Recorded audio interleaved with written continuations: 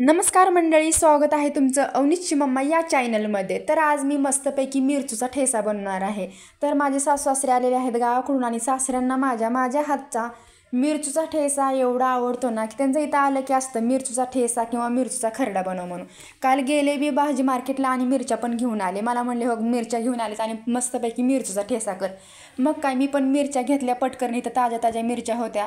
पटकरणी सगळे मिरचीचे असे डेट काढून घेतले, मिरच्या अगोदरच धुवून घेतल्या होत्या मी।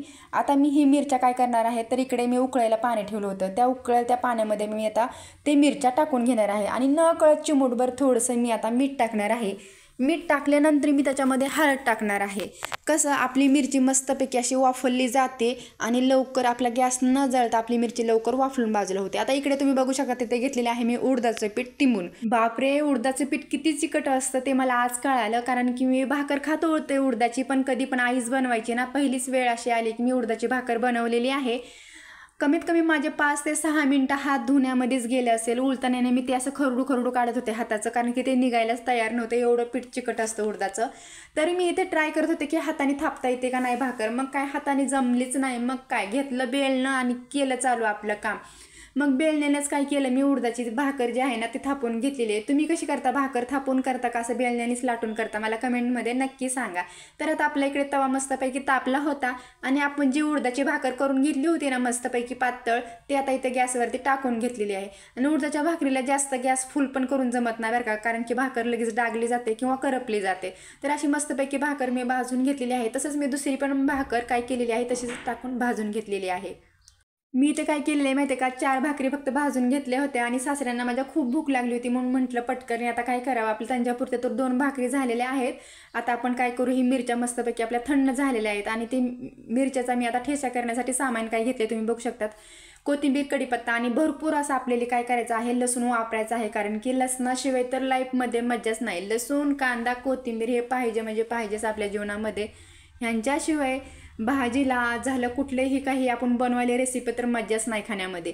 तर मी इथं काय केलेलं आहे, इथं ग्लासमध्ये असा आबडधोबड थोडासा लसूण काय करून घेतलेला आहे, तर मोठाडा असा कुटून घेतलेला आहे। आता गॅसवरती परत आपण एकदा कढईत ठेवून काय करणार आहोत, त्याच्यामध्ये तुम्ही जेवढं तेल खाता ना तेवढं तुमच्या चवीनुसार टाका। तर मी इथे 1 चमचा तेल टाकून त्याच्यामध्ये काय केलेलं आहे, जिरी मोहरी नाही टाकली मी, इथे फक्त टाकलेली आहे जिरी आणि लसूण टाकलेला आहे। लसणाला मस्तपैकी रंगीबेरंगी कलर येऊ द्यायचा, म्हणजेच ब्राऊन कलर येऊ द्यायचा।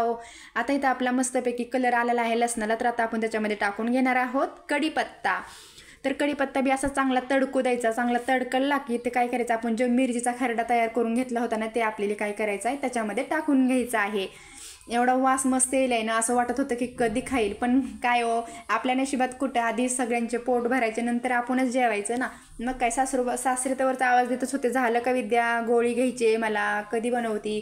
मग काय आपल्या मिरचीचा ठेचा असा मस्तपैकी सगळीकडे मी हलवून घेतलेला आहे। मस्तपैकी त्याच्यात आता कोथिंबीर टाकलेली आहे, तर कोथिंबीर टाकून अजून एकदा मिक्स करून घेणार आहे आणि थोडंसं मी आता त्याच्यामध्ये काय टाकणार आहे, मीठ टाकणार आहे। कसं मीठ अगोदर पण आपण थोडंसं टाकलं होतं ना, त्याच्यामुळे मी आता इथं मीठ थोडंसं टाकणार आहे। आणि मिरचीला कधी पण मीठ उचलूनच टाकायचं, कारण की मिरच्या कधी कधी तिखट असतात आणि मिरचीला मीठ उचलून टाकलं ना की जरा थोडंसं खायला मस्त लागतात। आपण इथं 5 मिनिटं काय करणार आहोत, झाकून ठेवणार आहोत। तर फायनली आता बघू शकता आपण आपलं मिरचू मस्तपैकी वाफलून झालेलं आहे, वास एवढा खमंग येत होता ना। तर फायनली आता मी डिशमध्ये ते मिरचू काढून घेतलेलं आहे। तर बघू शकता तुम्ही मस्तपैकी उडदाची भाकर आणि मिरचीचा ठेचा।